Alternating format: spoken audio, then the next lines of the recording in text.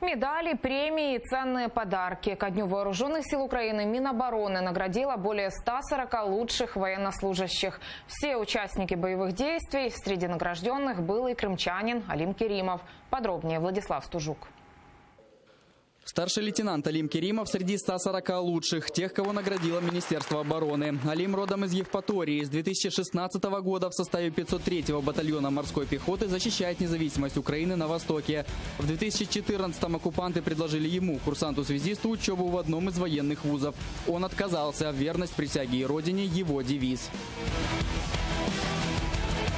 Нам предлагали отчислиться и перевестись в Севастопольское либо в Рязанское училище, но я отказался категорически. У нас было 6 крымчан, 5 из них перевелось. Как-то так и остался, не раздумывая, родители меня поддержали, все хорошо.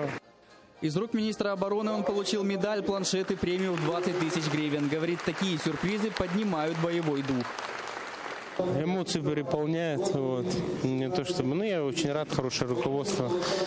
Начиная от командования части и выше, нормальные отношения человеческие, все это сопутствует нормальной службе. И служить, я нацелен еще долго. Награды и премии Министерства обороны сегодня получили еще 140 военных. К их семьям обратился министр обороны Степан Полторак. В першу чергу хотів би привітати сьогодні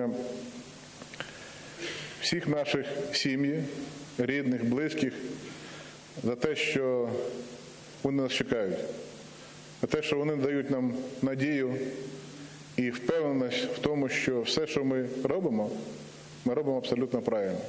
Успіхів, перемог і щастя. Слава Україні! Владислав Стужук, Ислам Пинка, Заман, АТР.